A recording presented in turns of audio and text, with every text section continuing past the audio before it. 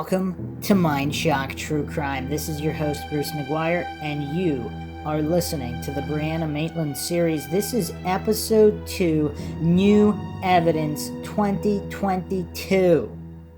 This long-awaited follow-up to the original Mindshock episode, which was released a number of years ago, there haven't been that many new developments until last month, March 2022. We'll be going over the new evidence, new developments, but first, circling back and examining the main theories and quite the stack of coincidences. Not as much as in the Montgomery case, but there's quite a stack nonetheless.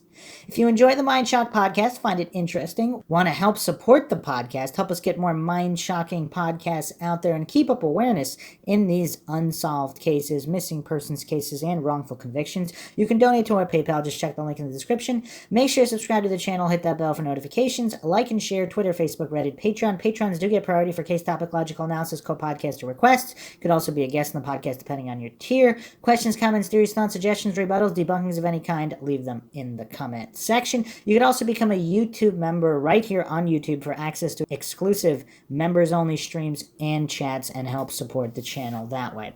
Okay, before we get into the new evidence, let's do a couple of quick overviews here. This is a post from the Brianna Maitland subreddit, posted by Jimmy Smith 1 month ago. Anything new? I never hear anything about this case. Is anything going on currently to try and solve it, or has it been forgotten? Honestly, without the creepy image of the car backed into an old barn, I don't know if this case would have ever been publicized. Had she just disappeared from work or home, it's much less sensational. We want to know how and why her car got there, which keeps us interested. I'm going to dispute that. I think there's enough here with her work situation, her wanting a better life and leaving her circle of former friends that were in the drug world, and just rising up and trying to break away from that old life. Obviously, that's not an easy thing to do. FBI statistics, of course, suggest that if a woman is harmed, the most likely perpetrator is her significant other, boyfriend, ex-boyfriend, or someone known to her, friend, acquaintance, co-worker, someone known to her. We cannot ignore those FBI statistics.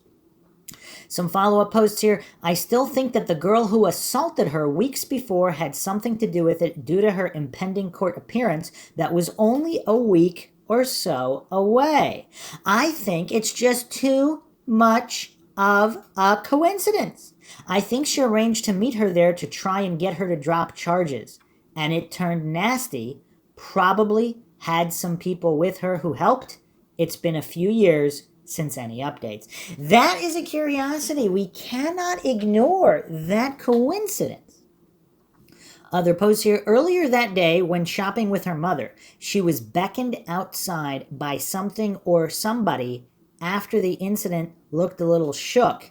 I believe that's when Kaylee LaCrosse, or an intermediate, asked for a meeting. Brianna would have mentioned it that she was working that night but could meet after. That old barn looked like neutral grounds for it to take place and possible location where people meet, usually to socialize, buy, sell drugs, etc. I don't know all the information, but I'd like to know Kaylee's alibi for that night, and I'd bet whoever was involved had the same story. Does that sound like a possibility? Totally. I don't think there is any real mystery here. I never believed that this was some sort of random stranger abduction. I think they dragged Bree out of her car and took her some other place where others egged her on, and it was escalated until Brianna was dead. Her remains are surely somewhere in the woods in Vermont. Those involved won't tell the authorities because they fear prosecution. But I believe at least one of them has confessed to someone they know, either out of guilt or as a warning. That's the person who needs to contact authorities. All right, so let's actually do a quick overview. This is from Unsolved Mysteries, and I will point out what I think the areas of focus should be and what jumps out at me, and just how the coincidences line up, which I believe are the most suspicious out of the known information available. So this was actually posted 1 year ago by Petite Runner. Brianna Maitland was last seen leaving her workplace at the Black Lantern Inn March 19th, 2004. Her car was found backed into a farmhouse. She has never been seen again. What happened to Brianna Maitland? Timeline, February 2004, Brianna moves in with Jillian, a childhood friend in Vermont. She enrolls in a GED program. There are no serious issues at home. She wishes to live closer to friends. March 19th, 2004, between 12 and 3:30 p.m., Brianna takes her GED and her mother, Kelly, takes her shopping. Something outside the store catches Brianna's attention. She heads outside. Kelly meets Brianna in the parking lot where Brianna seems unnerved, shaken, and agitated, seeming to be in a rush to get back home, saying, "I've got to get ready for work." Kelly does not pry and says she only found it significant once Brianna went missing. Between 3:30 and 4 p.m., Kelly drops off Brianna at Jillian's home. They exchange I love yous. Late afternoon to early evening, Brianna leaves Jillian a note saying she will return after her evening work shift is done. The job does not have set end shift hours. 11:20 p.m., Brianna tells her coworkers she needs to get home to prepare for the next day's job shift at a different location. And supposedly also her other job the next morning, that was her first time at the new job. So whenever looking at true crime cases, I always find it interesting whenever there's a first, whenever there's something out of the ordinary. Either somebody's moving, somebody just moved. So here we have her taking her GED that morning. Again, a rare occurrence. How often does someone need to take a GED? And then she's starting a new job the following morning. Okay. She punches out 11:20 p.m. She is seen by one coworker leaving alone in her green 1985 Oldsmobile. So if we trust that account, apparently it can be verified that she drove away in her vehicle. 11:30 p.m., March 20th, between 11:30 p.m., 12:30 a.m., a male witness who drives by the old Dutch Barn house reports potentially seeing the Oldsmobile's headlights on. He does not see anyone in or around the car. Between 12 and 12:30 a.m., a second man reports seeing a turn signal flashing on the car. Now, I actually don't know if we went over this first witness on the first podcast. I mean, make sure you check out episode 1 in the Brianna Maitland case. We go over a bunch of theories and known information. And there's some new information here. I do not remember a second individual, but here's a note here. This overlaps with the above. If the first male actually drove by after the second male, perhaps the turn signal was a sign of the beginning of the struggle, and the above man actually came upon a more stabilized scene if the turn signal got knocked back off during the struggle. Interesting little point there. Okay, between 2:30 and 4 a.m., Brianna's ex-boyfriend, James Robitaille, now deceased, drives past the car after a night of partying. He recognizes the vehicle but does not see anyone. He later says he pulled over at 2:30 a.m., saw nobody, saw that the headlights were on, as well as the driver and passenger doors opened. He reports he shut the doors, turned off the headlights, and had been drinking that night, hence why he did not notify law enforcement. So, wow, okay, I don't think we went over this exact detail before, so this is very curious. So, as a drunk bastard, a drunk bastard might not be logical, but if you're a drunk bastard, is the first thing you would do close the doors and turn off the headlights? Maybe. If you're not involved in the crime, that's tough. That is tough. So he basically contaminated the scene. So continuing on here, Brianna had to have disappeared from the Dutch barn anywhere between 11:30 p.m. and 4 a.m. But more likely, between 11:30 p.m. and 1 a.m., if the witnesses are right. In any case, she only made it about a mile from her workplace. March 20th, early morning, light outside. Hikers find the scene and take photos. One reports seeing a loose change, a water bottle, and a necklace, confirmed to be Brianna's, on the ground next to the driver's side. Note, could the loose change have fallen out of her apron pockets during a struggle? She was a dishwasher, but may have used the pockets to provide change for co-workers to cash out customers. I mean, I don't know about that theory. Is that common? Somebody who works in that industry can comment. 1:22 p.m. A trooper is dispatched and notices two uncashed checks from the BL Inn in the passenger seat. He believes the car was abandoned by a drunk driver, so he collects the belongings on the ground and throws them into the car. He drives to the BL Inn, hoping to find info, but the restaurant is closed. He takes down the tag number, never runs the plates, resumes his shift, and the car is towed. Oh man. Also missing the potential to gain evidence from the scene. March 23rd, Jillian arrives home and calls Kelly upon reading Brianna's note, realizing Brianna never made it home. Kelly calls everyone she can think of, but no one reports seeing or hearing from her. Kelly and Bruce, the father, call and file a missing persons report. March 25th, Maitland's parents give photos of Brianna to state police, and a trooper shows them a photo of the Oldsmobile upon a gut feeling.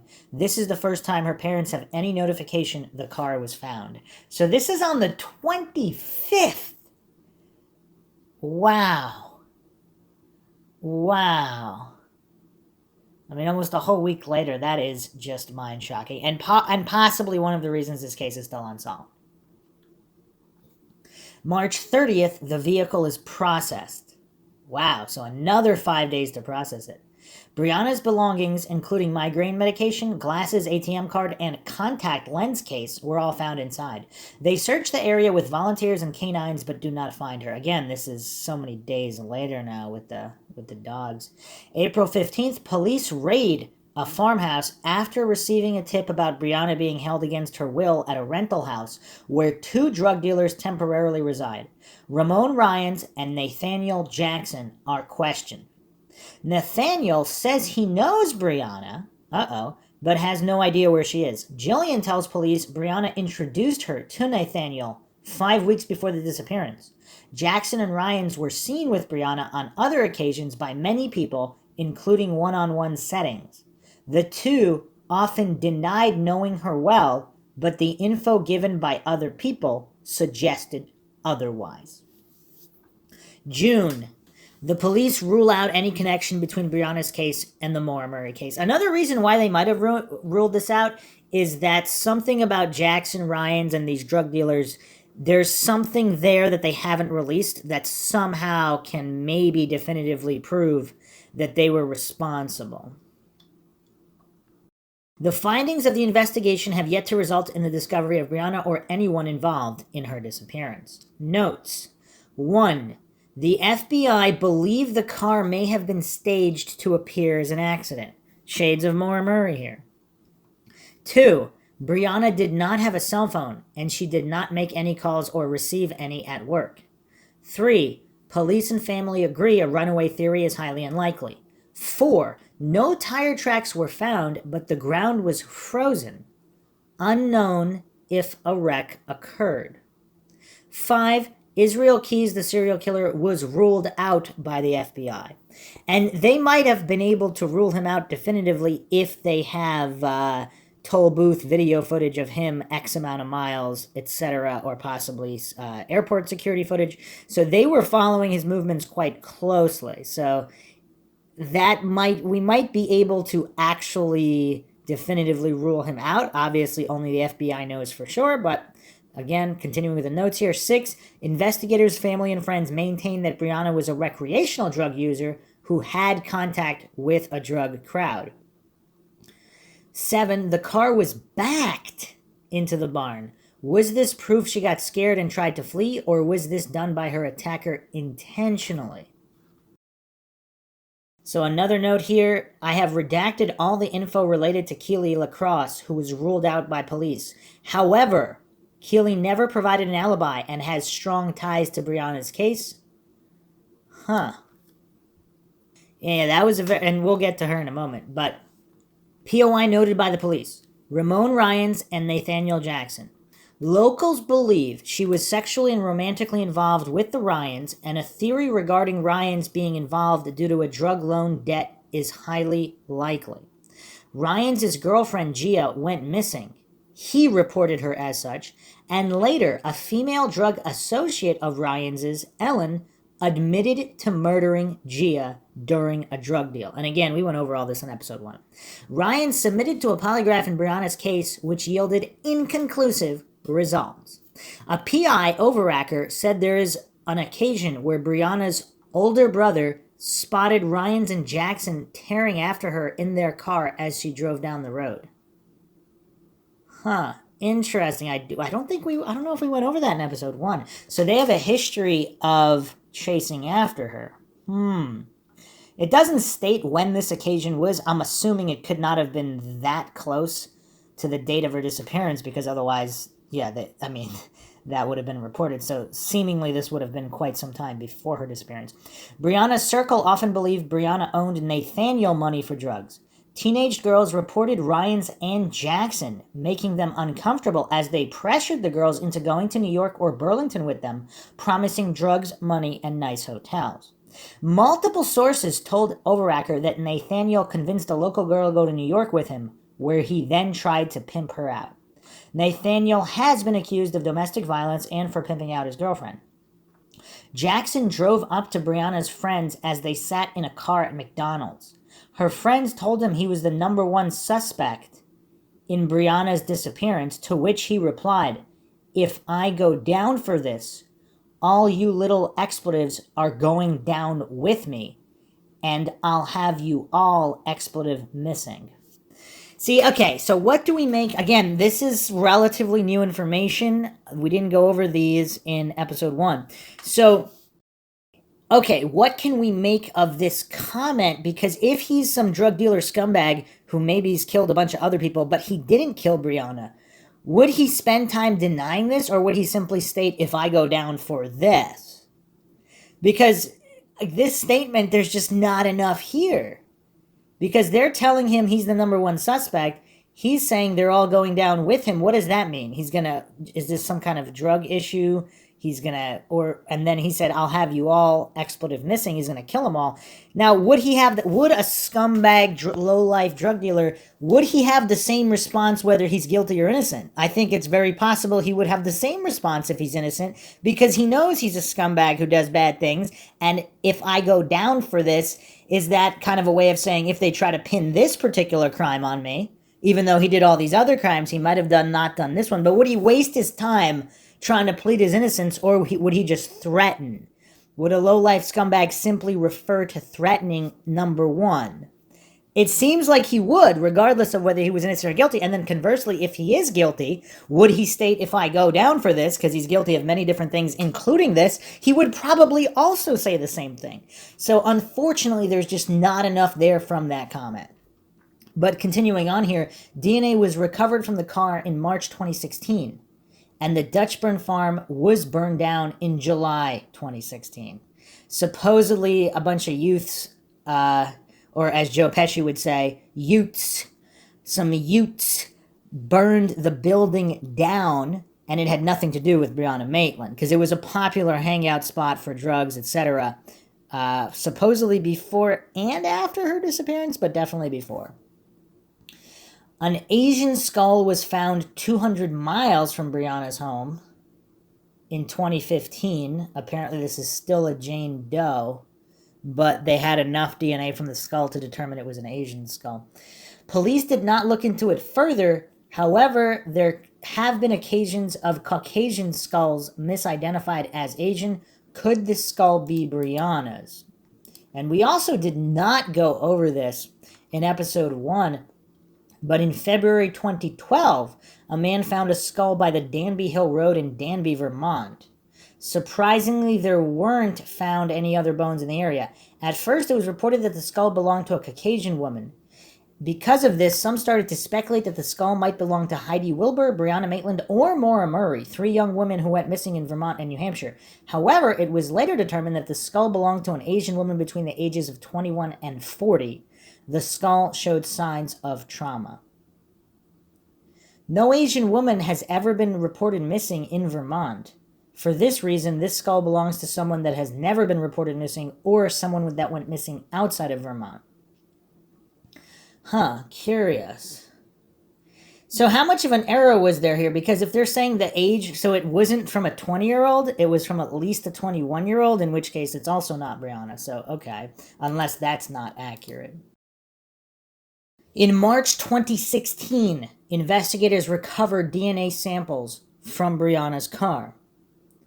Jeans were found in 2007, 7 miles from where Brianna was last seen, being a brand known for Brianna to wear. Police tested them for DNA and searched the area of the discovery for remains but found nothing. Now, it's curious, did they ever definitively state whether the DNA was Brianna's? Because, I mean, are they stating here, pair of blue jeans? They did not state in this Boston.com article. There was no comment on whether police had turned up any DNA evidence. So, and they described the jeans as weathered but would not elaborate. Okay. I believe we did go over this in episode 1. But no further info because, I mean, how many different brands of jeans are there? If it's a super rare brand that nobody wears in that area, then okay. But if it's a common brand, then Brianna obviously could have worn them as many other people do. So if they're not commenting on whether Brianna's DNA was recovered from the jeans, that doesn't give us anything. And it's kind of weird. Why, if it wasn't her DNA, would they be more likely to say it wasn't hers? If it was somebody else's DNA on them? So it has no connection to the Brianna Maitland case? But if they refuse to comment at all, I mean, that's a little weird because then maybe it is her DNA, in which case that would be the area? So within 7 miles? As of late September 2020, Vermont State Police have decided to partner with a Texas-based company which will analyze DNA evidence recovered during the investigation. Okay. Private investigator for the Maitland family believes this version of events may be true. Brianna voluntarily meets someone at the Dutch Burn. There is a confrontation. She attempts to flee, backing into the barn accidentally, which leaves the headlights on or causes them to flash during the confrontation. She is extracted from the vehicle and then taken from the scene. Overacker believes the motive may be simple. Brianna was taken as she was a beautiful and charismatic young woman. So may or may not have connections to these drug dealers, but I think it's too much of a coincidence that she's connected to these violent criminals who are also connected to other violent criminals. So even if these two particular violent drug dealer criminals aren't guilty, one of their associates who also knew Brianna might be. So these are all highly coincidental. Furthermore, another detail that was released is that the wheel of the car, of Brianna's car, was turned completely all the way to one side. So either done by Brianna or possibly someone in her vehicle or possibly someone driving her vehicle after they had already taken her. More notes here. February 27, 2004, so a few weeks prior to her disappearance, Brianna attends a party with her boyfriend and some high school friends. During the party, she flirts with the boyfriend of another friend, Keely Lacrosse, who became upset. Brianna left the party to wait for her boyfriend in the passenger seat of his car and is pursued by Keely, who knocks on the window of the truck. When Brianna rolls the window down, Keely punches her in the face, breaking her nose and giving her a concussion. Brianna files a police report upon her mother's insistence, although charges are later dropped due to Brianna's disappearance. I did find, actually, there was an update, WCAX. Supposedly, it did state that the genes found did not match Brianna's DNA. Here's a very interesting post as well. It's odd that so many people seem to have a visceral reaction to the picture of that car. I have as well, and it makes me wonder what we are all observing without it registering consciously. I'm not inclined to look to supernatural explanations, so I'm of the opinion that there is something in the setup of the scene, something that is communicating that something is off. Kind of like the way we get a creepy feeling when we are talking with someone who actually does intend to do us harm, or when we're in a place where we should be alone, but we aren't, and we just sense it, that something is off. I've thought for a while that we might find out something interesting about human cognition if we could ever figure out why that photo is so unsettling to so many. My reaction was strong enough that I've shown it to a few people and asked what their reaction was.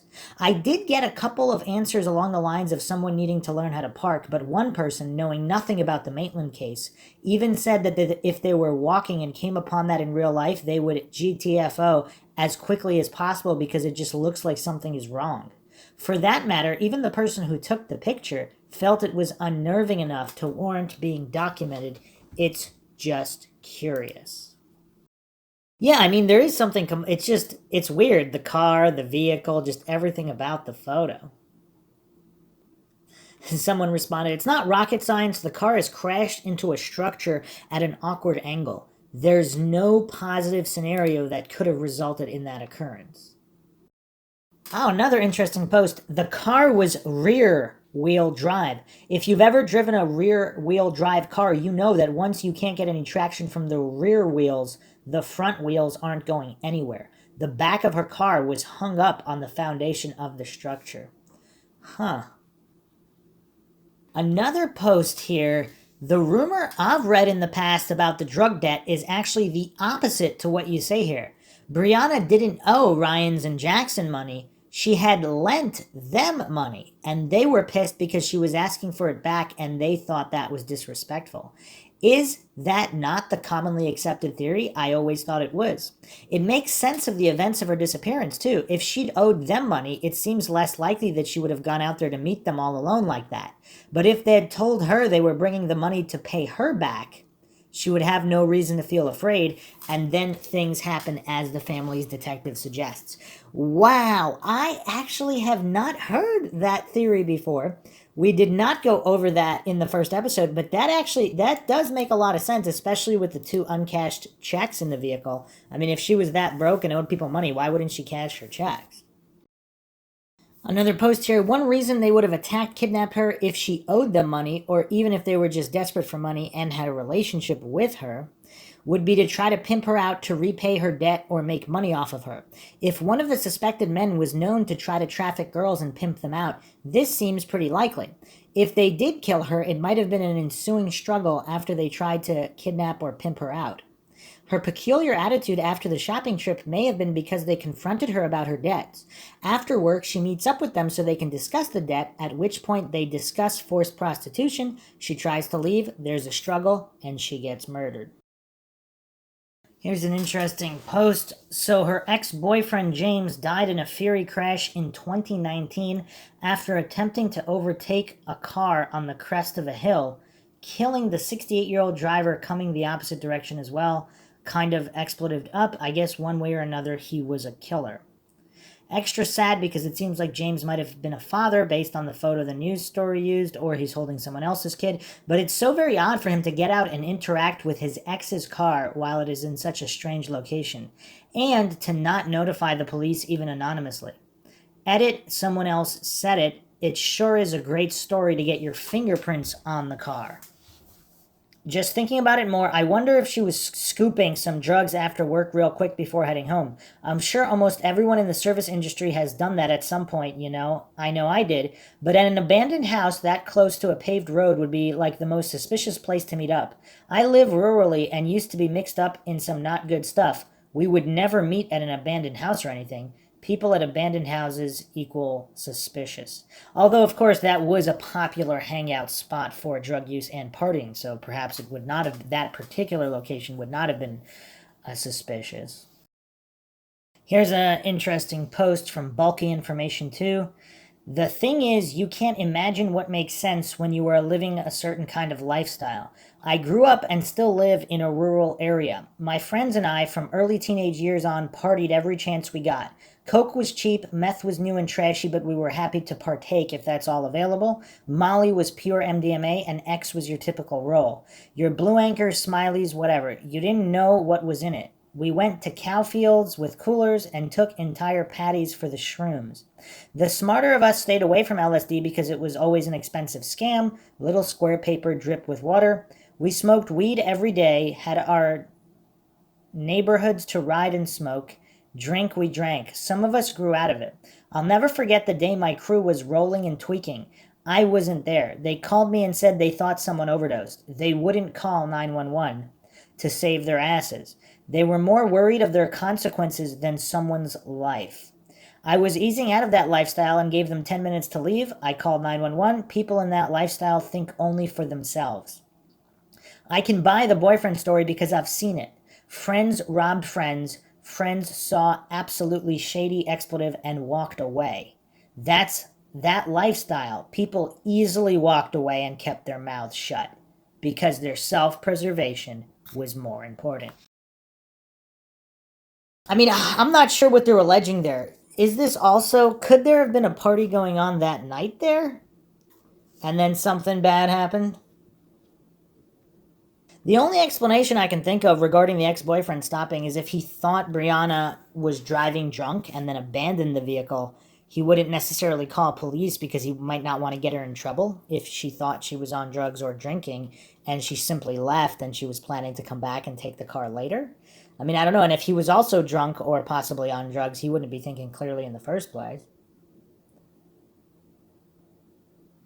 Although another post here by Sleuthing Some, what kind of odd coincidence is it that the ex-boyfriend is out in the middle of the night, just happens to pass this scene and make sure he touches the car with an explanation of, yeah, I just drove by and saw it. Something seems very off there. I mean, really off. Especially if he changed his original story of just driving by and seeing it to all of a sudden he actually did stop and close the door and turned off the vehicle. Another post, I honestly believe the ex is the actual culprit. The drug dealers seem way too obvious suspects, and I feel like he knew and took advantage of that. I also believe he had a friend with him. Huh. Yeah, I mean, that is convenient. I mean, just because a girl hangs out with drug dealers, that doesn't mean she doesn't have an ex-boyfriend that might also try to kill her. Especially if he's also into drugs or whatever, or even if not. Yeah, just, I mean, again, let's not fall for these false dichotomies. There's no magical protection from being killed from other sources just because you happen to know shady drug dealers. You can still theoretically be killed by people who are not those shady drug dealers. Okay, I think this time will be nice to do an aside to haveyouseenus.com, which has an excellent write-up on Brianna Maitland. This was actually posted recently, March 18th, 2021. Brianna Maitland missing since March 19th, 2004. Brianna Alexandra Maitland was 17 years old when she vanished on March 19th, 2004. She punched out of work at her new job as a dishwasher at the Black Lantern Inn in Montgomery, Vermont at 11:20 p.m. Brianna's co-workers had invited her to join them for dinner after the shift, but she was tired and wanted to get some rest before her first day at her second job at KJ's Diner as a waitress. She had a long day. Brianna woke early that Friday morning. Her mother picked her up to go out for breakfast before Brianna took her high school equivalency exam. Earning her GED would be a meaningful accomplishment after withdrawing from high school that previous year. Brianna had also recently been hired for 2 part-time restaurant jobs. She planned to go to college. By all accounts, Brianna was making sensible choices for her future. After passing the exam, Brianna's mother took her clothes shopping. Brianna needed black pants for the dress code at her job at KJ's Diner. While the two waited to check out, Brianna told her mother she'd be right back and left the store out of her mother's sight. Her mother bought the pants and Brianna met her at her car. Brianna's mood changed. She was agitated and guarded towards her mother.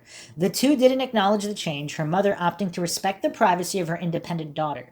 Brianna's mood change has been subject to significant speculation and conjecture. We'll get to that later.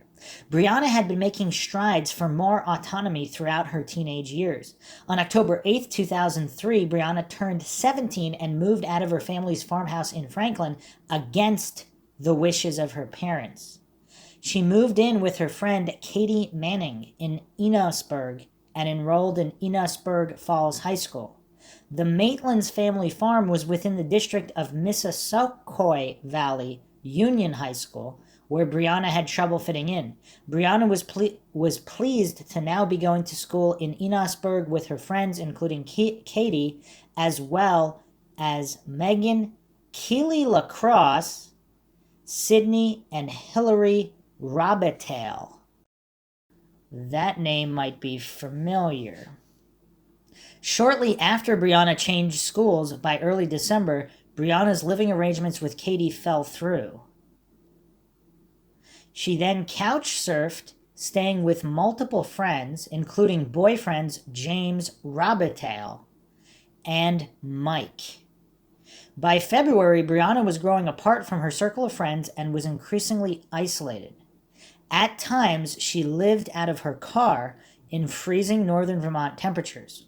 In late February 2004, the instability wore thin on Brianna's academic performance. Although she was highly intelligent and normally a great student, Brianna was forced to drop out of high school. Hoping for greater stability, Brianna moved 10 miles away to Sheldon, moving in with her friend from middle school, Jillian Stout, and her family. Brianna also joined a high school equivalency GED program at a local community college. And you know, it's sad that I can't keep from thinking of in this case on how very often extremely nice people have trouble fitting in because a lot of people aren't that nice. And so she had trouble at this one high school. Apparently she might have had trouble with friends at the second high school as well. I mean, it's all very, very sad. And all of this might be through no fault of her own. Again, I am not claiming it is or it isn't. I am just discussing possibilities here. The case is tragic either way. After the tense car ride from the clothing store in St. Albans to Jillian's home in Sheldon, Brianna and her mother hugged and shared I love yous. Brianna then got ready for work and left a note for Jillian saying she'd be back home later that evening. Brianna planned to return home after her shift. She wasn't exactly sure when that would be, so she didn't have set hours. Brianna was done when the kitchen was clean. Brianna's shift at the Black Lantern that night was described as busy yet uneventful. Nothing significant was reported to have taken place, and coworkers didn't notice anything different about Brianna. Not that they should reasonably have, as Brianna had just started that position 2 weeks prior and was not close with her coworkers. According to Vermont State Police, Brianna was observed by one of her coworkers leaving work alone in her light green clunker, an 85 Oldsmobile sedan 88 Royal. She had punched out at 11:20 p.m. You know what's weird, though? There's not listed here on haveyouseenus.com, but apparently one of the coworkers, either officially or unofficially, told someone that they did see someone walk up to the vehicle in the parking lot, and Brianna spoke with them. So I don't know if that's just a rumor and that never really happened, but I did see that posted a few times on forums as well. I could not track that down. No one saw Brianna Maitland after that. Her car, however, was spotted soon thereafter abandoned. Brianna had apparently begun the 18-mile drive to Jillian's in Sheldon, but made it only 1 mile down Vermont Route 118. Approximately 10 to 70 minutes after Brianna left work, between 11:30 and 12:30 a.m., a man driving on Route 118 saw her green sedan backed into an abandoned farmhouse known as the Dutchburn House at an odd angle. He remembered that the vehicle's headlights may have been on. In between 12 and 12:30 a.m., another man observed the car in the same position and recalled there may have been a turn signal flashing. Later in the morning hours of March 20th, Brianna's ex-boyfriend, James Robitaille, drove by the site and recognized the vehicle to be that of Brianna's. His stories have been inconsistent regarding the time he was there, as well as why he was driving in that area. His current account, which is believed to be the truth, is that he drove past the Dutchburn House at about 2:30 a.m. and pulled over upon recognizing the car. He said no one was around, however the headlights were on and both the driver and passenger side doors were open. James turned off the lights and closed the doors and moved on. He had been drinking that night and was afraid of getting into trouble. Now, I don't know if I'm remembering this correctly, but did someone early on say that the police did check him out, and supposedly he was either in Canada or somewhere really far away at the time of approximately midnight, so he couldn't have gotten there earlier than 2:30 a.m. ish. Does that rule him out? I don't know. Again, I'm just going over available information here. Later that morning, a group of hikers driving on Route 118 observed the abandoned Oldsmobile and found it odd enough to stop. They pulled over, exited their vehicle, and gawked at the eerie scene before them. They took photographs, which are now the only photographs of the crash site accessible to the public. One of the photographers also observed loose change, a water bottle, and a broken necklace, later confirmed to be Brianna's, on the ground next to the vehicle's driver's side. At 1:22 p.m. March 20th, Vermont State Trooper was dispatched to the Dutchburn house. The trooper observed some personal effects in the Oldsmobile, including 2 paychecks from the Black Lantern Inn addressed to Brianna Maitland, but the trooper saw nothing he considered to be suspicious. Really?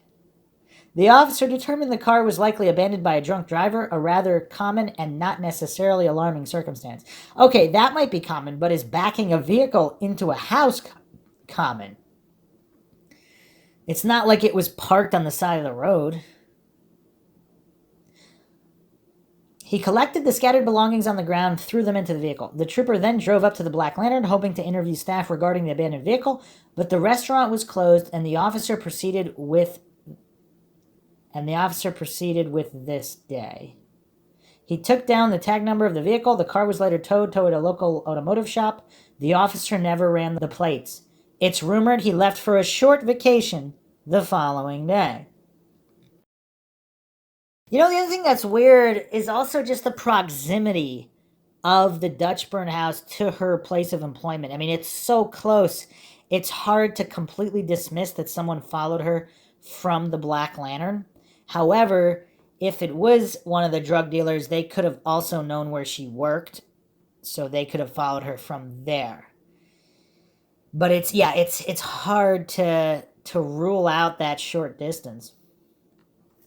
Jillian Stout spent that weekend away at her grandparents' house and was unaware Brianna had not returned until she arrived home that Monday to see Brianna's note left untouched. I mean, this is almost like a perfect storm of delays. I mean, how many coincidences are there here? On Tuesday, and Jillian also worked at the Black Lantern. She was just away that weekend. On Tuesday, March 23rd, Jillian called Brianna's mother, Kelly, and after sharing notes, the two quickly realized Brianna was unaccounted for. Kelly made calls to everyone she could think of to try to reach Brianna, but no one had seen or heard from her. She called Brianna's father, Bruce, who was away in New York on business.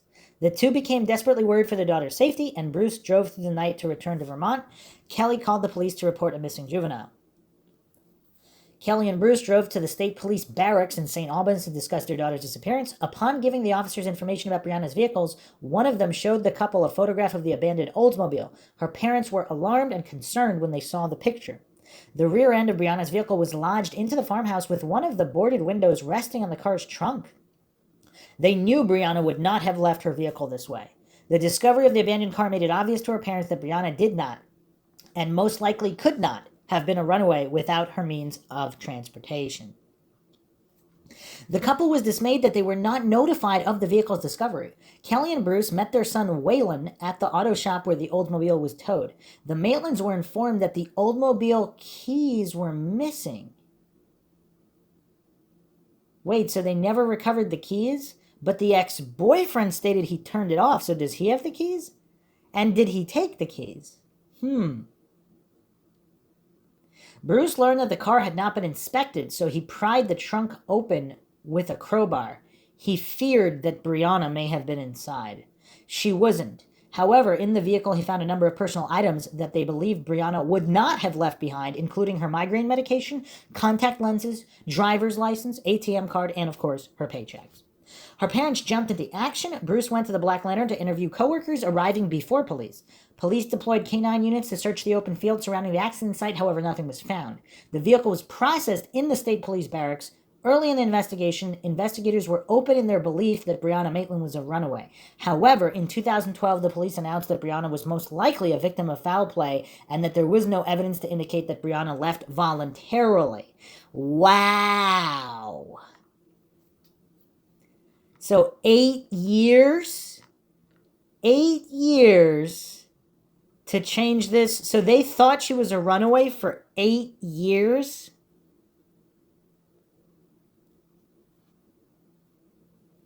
Huh.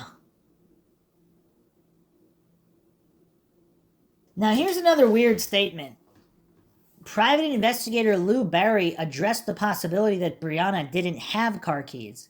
Old cars may not need a key. It is possible that the only belongings with Brianna when she disappeared were the clothes on her back.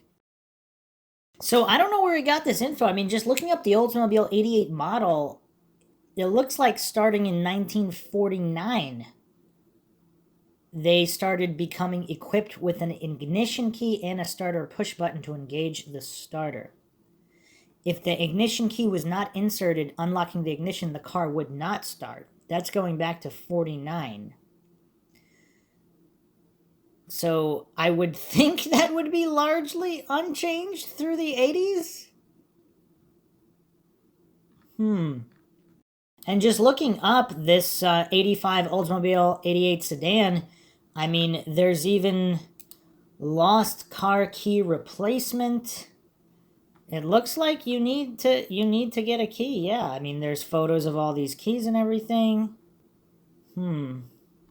Yeah, I mean, from 1970 to 1991, they had a very specific type of key.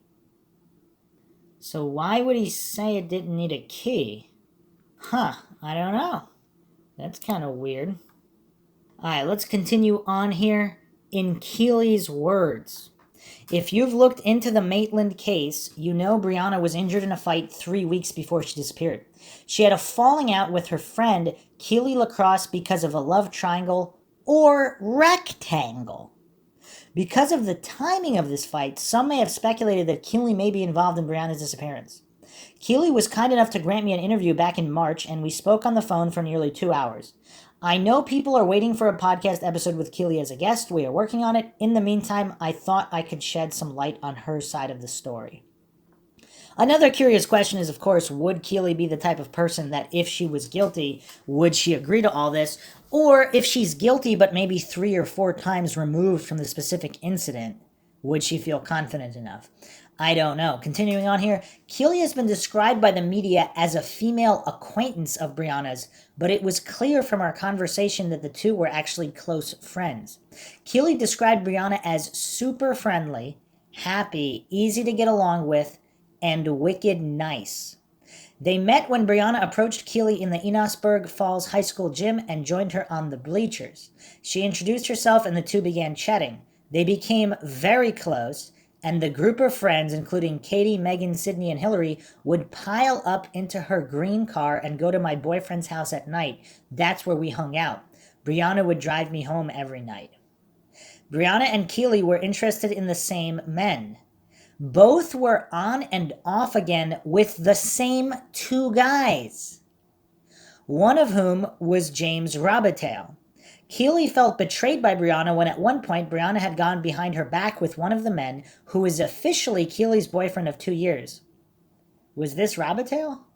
Keeley went to Massachusetts for a week to visit her mother. When Keeley returned, her friends informed her that Brianna had been staying with Keeley's boyfriend while he was away. When Keeley confronted her boyfriend, he admitted it. Or was this the other guy? By then, Brianna had already been growing apart from her Enosburg friends and was no longer going to school with them. Keeley hadn't seen Brianna in a few weeks. Not long after Keeley returned to Vermont, she spotted Brianna in the passenger seat of James's car. Oh, so it was his. For Keeley, this was added insult to injury. That really pissed me off, Keeley recalled. She began to shout at Brianna and call her names. Brianna kept her head down and James shouted back at Keeley to stop. They drove off. A couple of days later, James showed up at a party at the Pallet Factory with Brianna. The Pallet Factory party, everyone was there. James showed up with Bri. I intimidated her all night. I was expletive mad. I was trying to get a reaction out of her, but she wouldn't say anything. At one point, I realized she's missing from the party. James said she's out in the truck. I walked out to the truck by myself. Nobody was with me. I knocked on the window. She rolled it down. Bri, are you going to come out and fight? I punched her. Come on, let's go. Let's fight. I punched her again. Her head down. She was crying.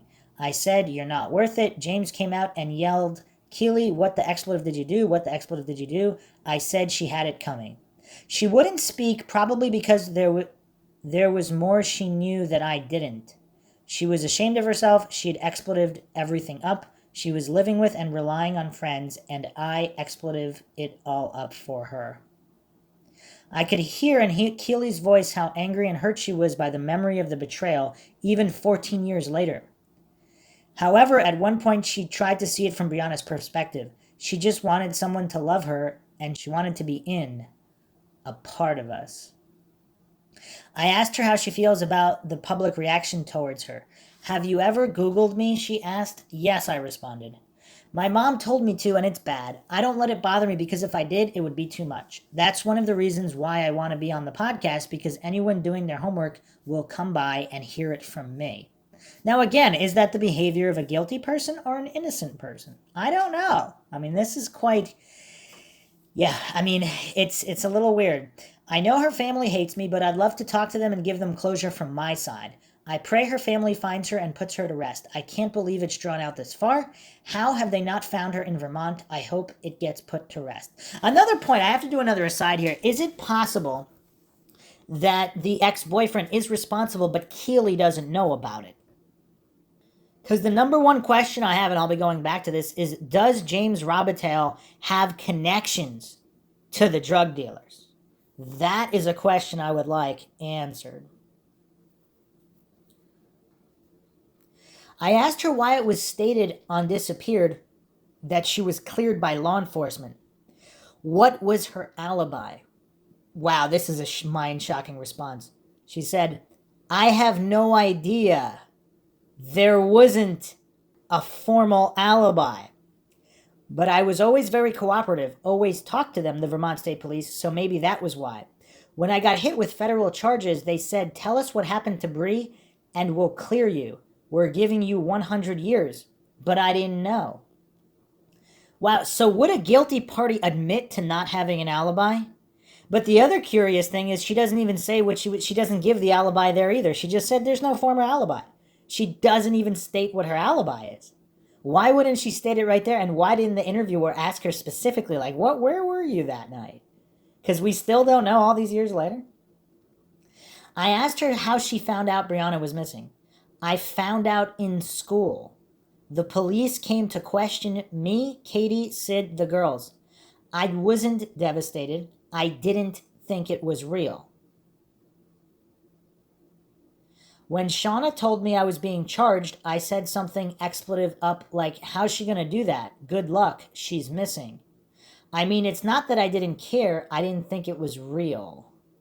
That is a weird statement. Good luck, she's missing. But that could be interpreted in different ways, too, because a guilty party would obviously say that. But a non-guilty party who doesn't want to be charged for attacking a victim might also say that because they're relieved they're off the hook because she's missing. So that gets them off the hook for the other incident, even if they had nothing to do with the person's disappearance. I watched the video on the ID channel. Her mom said, why didn't you fight back? And Bree said, I didn't want people to not like me. Vermont's not like that. Everyone loves everyone. We're all on the same team. It wasn't Team Bree and Team Keely. I didn't hang out with her anymore. I saw her one time after I hit her face. Her face was expletive up. We didn't talk. No words were exchanged. She might have been with Jillian. That was the last time I saw her. In addition to sharing her side of the story regarding her fight with Brianna, Keely shed a lot of light on the aftermath of Brianna's disappearance. If you've been following the Brianna Maitland episodes on the Crawl Space podcast, you may be familiar with a popular theory among locals in which Brianna died in an accident which was covered up by male acquaintances. This theory, while incredibly widespread, is based entirely on third-party accounts and to this day has not been verified by tangible evidence. The men involved in this theory have not been identified as persons of interest or suspects by the Vermont State Police. So I won't name them. For the context, one of those men was Keely's then boyfriend. When she came up missing, I came home from school to my boyfriend's house and he's crying. He knew Bree was missing. He was in tears. I said, what are you crying for, you expletive? I'm not even crying. I don't know how he found out. At that point, Keeley didn't think the disappearance was real or cause for immediate concern. His concern for Brianna aggravated Keeley. Just 3 weeks before, he had confessed to Keeley that he had cheated on her with Brianna. Is this Rabbit Tail? I mean, they're not really using a lot of names here. I can't remember how long after, but sometime after she went missing, a search team came to his house suited up. They asked if they could search the expletive pit. So this is the manure pit, I guess. I don't know why they asked me. It wasn't my property. I said, suit up, mother expletives, and slammed the door. They did search it. I wondered, why is he a suspect? I asked Keeley if they found anything. She told me no, adding that the family owns thousands of acres in the area. I asked her if she thought he could be guilty. I don't think he did it. I don't think he could live with it. And would it... Now, Keeley, whether a good person or not, would she know whether the boyfriend was upset and crying because of guilt or because of just genuine grief and not having to do with it? Would she be able to pick up on that? Keeley was in the same social circle as Brianna. She was not only close with the men of the accident theory, but was also acquainted with Nathaniel Jackson, a.k.a. Lowe, whom many believe to be a viable suspect in Brianna's disappearance. Jackson and his cousin, Ramon Ryans, a.k.a. Street, rented a farmhouse on Reservoir Road in Berkshire and lived between northern Vermont and the Jamaica neighborhood of Queens, New York. The two were known to hang around Enosburg Falls High and supply teenagers with crack cocaine and other drugs. Not long after Brianna's disappearance, her father, Bruce, received an anonymous tip that Brianna was being held captive at the Reservoir Road house. Bruce quickly relayed the info to police, but they did not share his sense of urgency on the matter. He told the officers, if you won't search, I'll round up some friends and we'll go and search ourselves.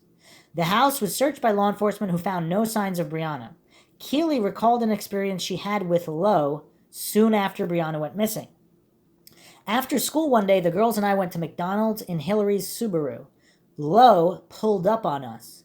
We told him he was the number one suspect. He followed us through the drive-through loop. I'll have you all expletive missing, he said. I heard this story before from Katie and Megan, who were both in the car. So apparently 3 people said the same story. Keeley described Lowe as pushy and shared he once tried to convince her to come to Burlington with him. I'll buy you whatever you want, take you shopping. Several other women have disclosed to me that as teenagers, Lowe had tried to persuade them to go to Burlington or New York City under similar pretenses. Keeley recalled the local talk at the time was, people say Bree was with him and she owed him money. So late 2004, police receive a statement from an older woman alleging Ryans and Jackson murdered Brianna. A sworn affidavit is leaked to the local press where the woman claims Ryans murdered Brianna a week after she disappeared, mutilating her body with a table saw and then disposing of her remains on a pig farm. Brianna was reportedly murdered in an argument over several $1,000s she had fronted him to purchase crack, which he decided to keep and not supply her. Brianna allegedly confronted him over the money and he abducted and killed her, storing her body in a freezer for over a week before disposing of her remains. Police were never able to find any evidence corroborating these claims. And that is, of course, the account we did go over on episode 1. So, okay. So we have connections with Robitaille and Keeley Cross. We have connections between Keeley Cross and Ramon Ryans, and also Jackson. Very, very curious. Another interesting post by Josiah. I think she was being extorted or something. This is on the Unresolved Mysteries subreddit. And was being stalked by whoever wanted her money or sexual services or whatever. She was probably also involved in something illegal like drug or human trafficking and was trying to clean up. She was allowed out, but her old associates kept knocking on her door for hush money.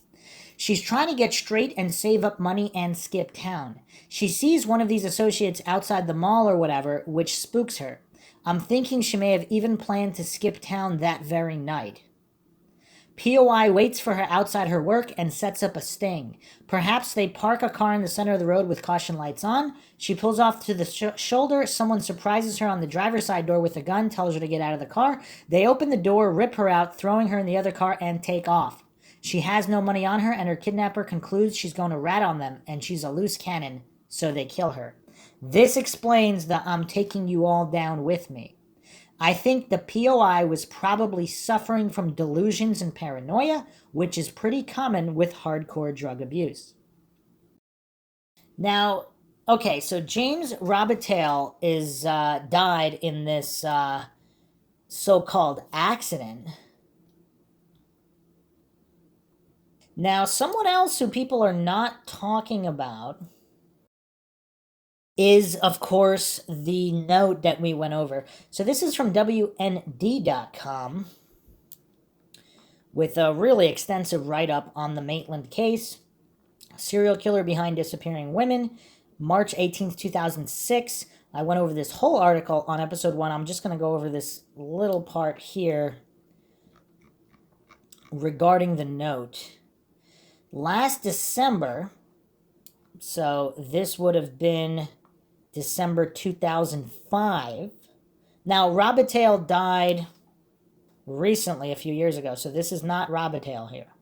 So this is possibly another ex or whomever.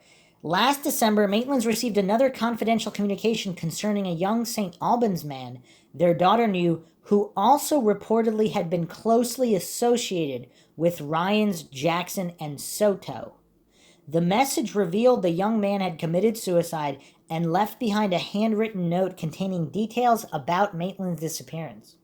Kelly and Bruce Maitland were particularly upset to learn that in their pursuit of this information, that the young man in question had died on October 8th, the same day as their daughter's birthday. I mean, how much of a coincidence stack is that? And what is this guy's, I believe his name has never been released, what is his connection to Robitaille, to Keely LaCrosse, and then, of course, he's possibly connected, not just connected, he's reportedly closely associated with Ryans, Jackson, and Soto, the drug dealers. So supposedly this was a suicide of this individual, yet was he taken out? But the thing is, if he was killed, wouldn't they have noticed the suicide note? Apparently it had some kind of details in it.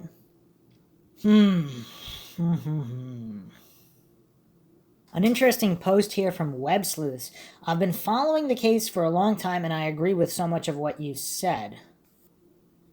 This is regarding Keely LaCrosse. Okay. I'm amazed that someone who had drug charges reduced due to sharing info with police, when obviously if he had any info, it wasn't helpful. So, okay.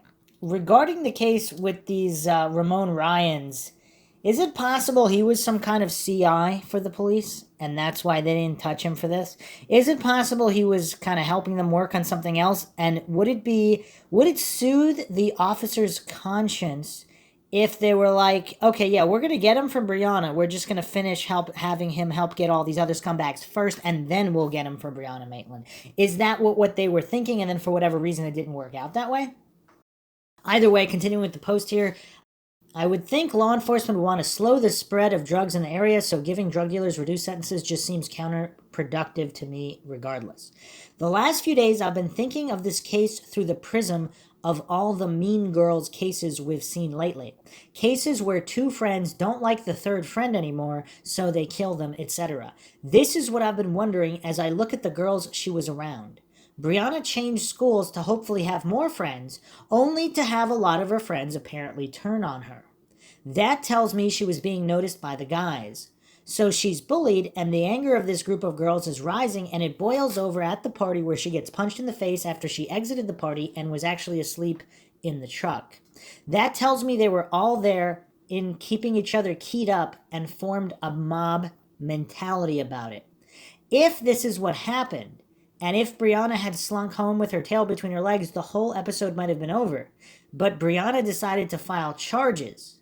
This could keep the group of girls in that ridiculous frenzied state where maybe they were messing with her wherever they saw her, including while walking around and through windows at the mall. So maybe she was sick of it and there was going to be a fight, or maybe she was so sick of it she wanted to meet and talk to a couple of them to make it stop. And maybe through deciding to engage with them for whatever reason, she was set up. I don't know, I'm just trying to put the events into the mean girl schema. And if that's the case, was she set up with these drug dealers where these other girls maybe said that she was going to the police to rat out these drug dealers even if she wasn't? And is that what set this whole thing up?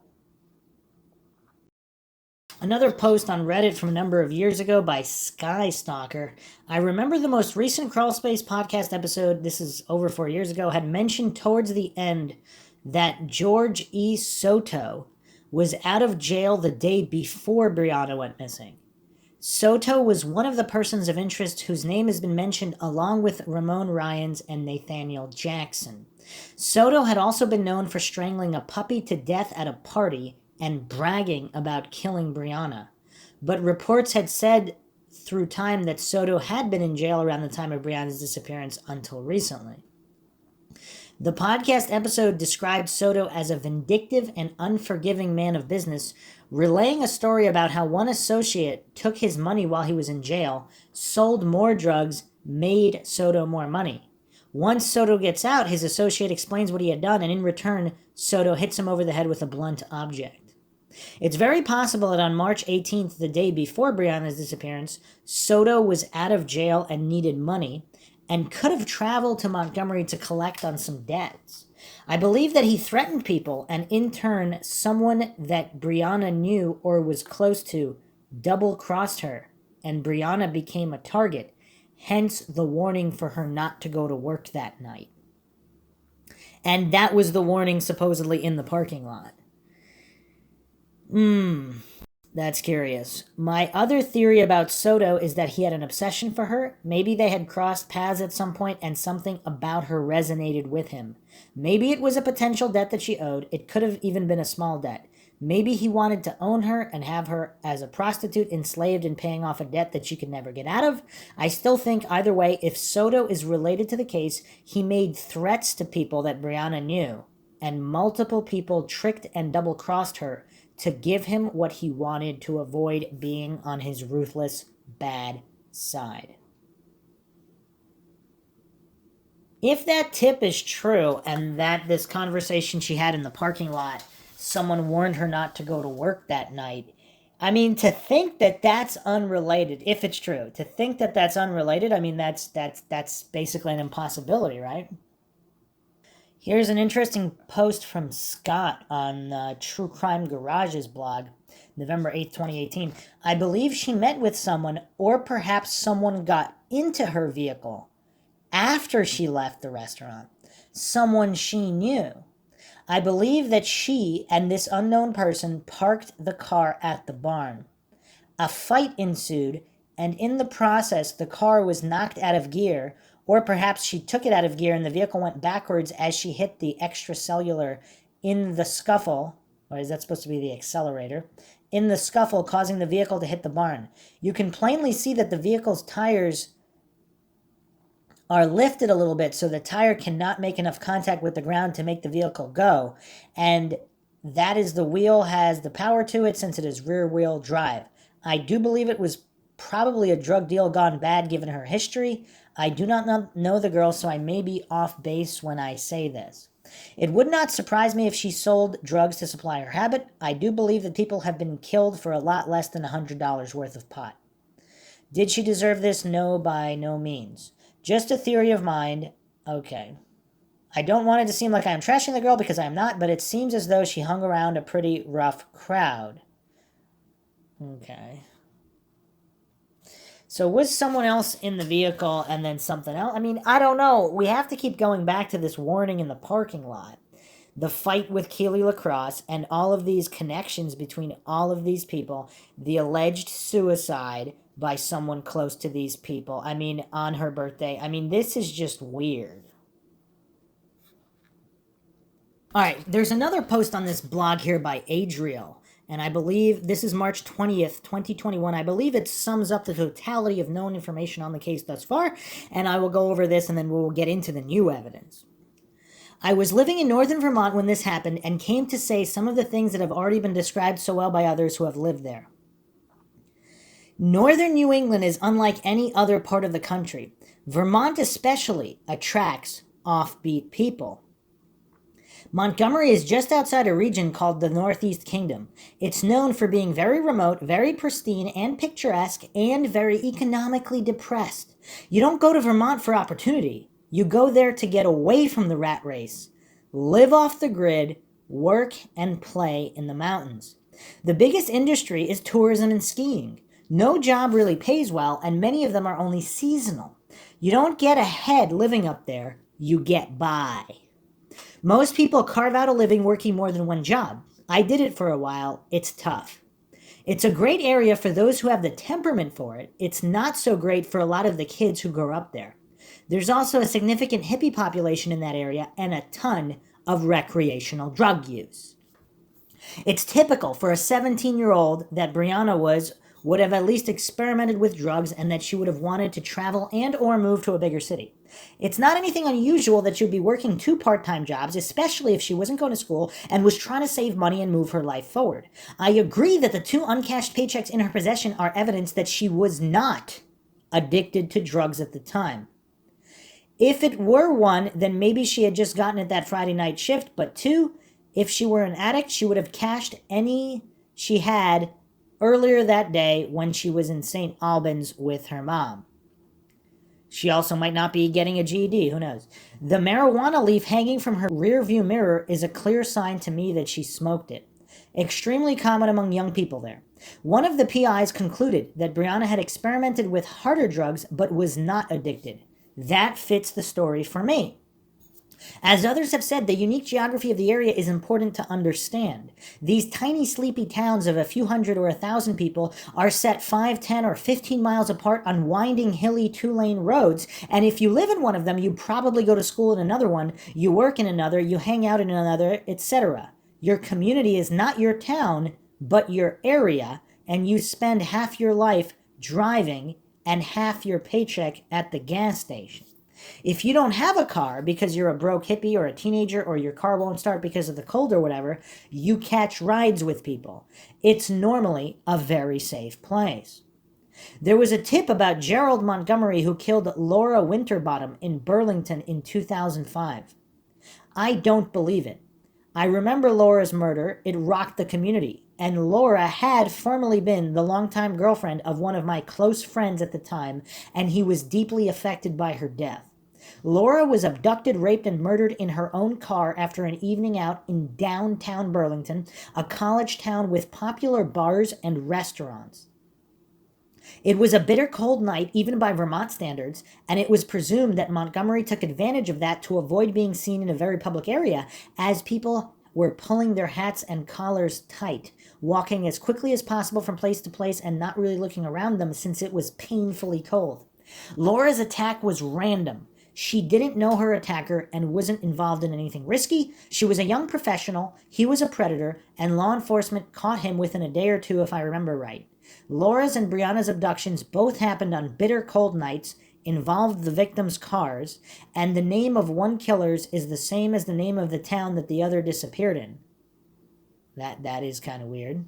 I suspect the tipsters saw these commonalities and guessed the cases were related, but I don't think that they're that much alike. Brianna's father believes his daughter knew her abductor.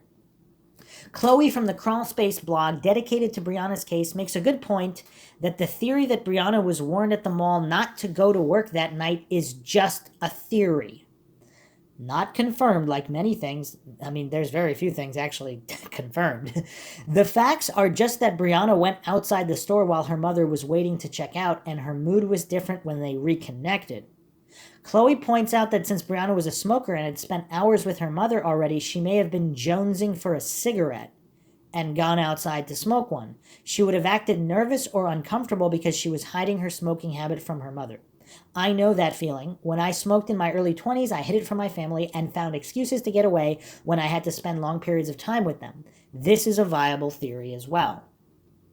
At first, I thought... Now, regarding the theory, didn't someone give a tip that they knew that Brianna was warned not to go to work that day in the parking lot? So it's not confirmed by any stretch of the imagination, but it came from somewhere. I believe someone tipped that, not that it was just a theory pulled out of nowhere. At first, I thought it was Brianna OD'd and her friends covered it up by staging a car crash. Some people stop using and then get tempted one night and start again and die of an OD. I personally knew 2 young people, family friends, who died this way. It's possible this is what happened to Brianna, but I'm skeptical because of the timeline. She left work at 11:20 and her wrecked car was first seen between 11:30 and 12:30. She didn't have time to go to a party in Richford. It's a 20-minute drive one way. If she OD'd, it would have had to have been somewhere in Montgomery, either alone in her car or somewhere close by. It's possible, but I believe it's more likely she had just left work when she was attacked by someone who was waiting for her. Someone mentioned Legia Collins. From what I read, Ramon Ryans moved in with Collins in Burlington that same spring. That summer, Legia disappeared, and her body was found a month later in a remote area an hour south of there. Not saying that Ryans is the guilty party, but there's a trail of missing and murdered women behind him. Nathaniel Jackson allegedly harassed some of Brianna's friends after her disappearance and threatened to make them disappear too. I don't know if it was business or personal, but I'd bet it was her association with some of these scumbags that got her killed. They allegedly denied ever knowing her personally, but friends and family of hers know that they definitely knew her. A woman named Ellen Ducharme, who was associated with Ryans and Collins, pled guilty to murdering Collins over drug money. Ducharme's sister, Debbie Gorton, told Burlington police that Ducharme had told her Brianna Maitland was held for a week or so before Ryans killed her, and at one point she was in Ducharme's basement. She said that Brianna had lent Ryans $1,000 to buy crack cocaine and he killed her over the money. If this is true, it makes more sense than Brianna owing the dealers so much money. Gorton also named a few other people, including Moses Robar, who shot himself in the head when police approached him for questioning and died. Police have stated that they have pursued this lead but are unable to corroborate any evidence with it. They do have DNA from the car and are pursuing an investigation with it. I don't believe the roadblock theory. If it had been on a secondary road, then sure, but Route 118 is the main road through town and connecting Montgomery to other towns and highways. It's not super busy at that time of night, but on a Friday night, Brianna is not the only car passing through. Very risky. She only made it 1.5 miles down the road. Most likely scenario in my mind is that someone was in her back seat when she got off work or was waiting for her in another car and ran her off the road. There must have been another car involved at some point because the only witness saw only her car at the Dutchburn house, and it's an isolated spot along the highway with nowhere to go on foot. All right, so let's recap here. Man, we have Ramon Ryans. So he has a history of being connected to killing people for owing him drug money. Now, his buddy, Nathaniel Jackson, harassed Brianna's friends and told them he'd make them missing also. Their other associate, Soto, gets out of prison the day before Brianna goes missing and brags to people that he actually killed her. These are 3 people directly connected to Brianna Maitland. Keely LaCrosse, who punched Brianna Maitland 2 to 3 weeks prior to her disappearance. The ex-boyfriend who also happened to drive by the scene and close the doors. The other ex-boyfriend who possibly killed himself, leaving a suicide note on her birthday. And then also this other individual, Moses Robar, who killed himself when police wanted to question him, connected to Ryans, Jackson, and Soto. Is this all coincidental? I mean, we just have this circle of death around these drug dealers, and they intersect with Brianna's friends and Keely LaCrosse and her boyfriend, ex-boyfriend, this love triangle, whatever.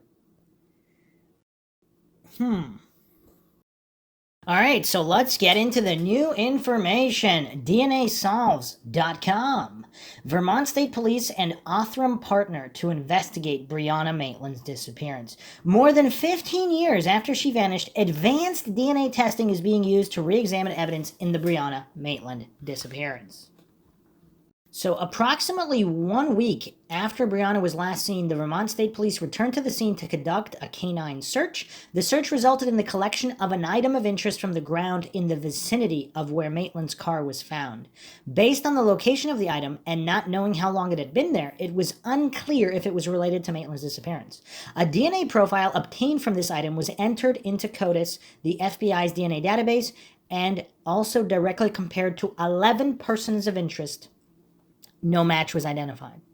In fall 2020, the Vermont State Police Major Crime Unit partnered with Othram in the hopes of generating a lead using the same DNA evidence that was used to build the DNA profile that was submitted to CODIS.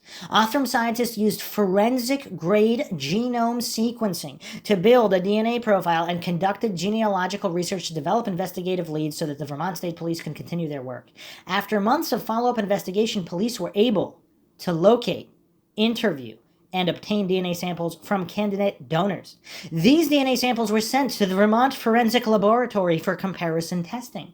The lab confirmed that DNA from one of the individuals matched the DNA on the item found on the ground near Brianna's vehicle. It is important to note that this doesn't mean we have identified a suspect, said VSP Detective Sergeant Angela Baker, the case's lead investigator. We are continuing our active efforts to investigate every lead associated with the case, and we constantly look for new technological advances to aid in our investigation. The use of genetic genealogy to identify the DNA found 18 years ago is just one example of how detectives continue to track down every possible lead in the case. So they identified the DNA owner from this sample. Now, obviously, they didn't say who it was, but it's curious that they have identified somebody, and apparently their DNA was on an item that may have been by the vehicle. Theoretically, it could have been also there from a different time period, but approximately the same time. So that's interesting. That's very, very interesting. Now, I would assume they also got a bunch of DNA samples from the vehicle itself, and they could see if they match that to this other item.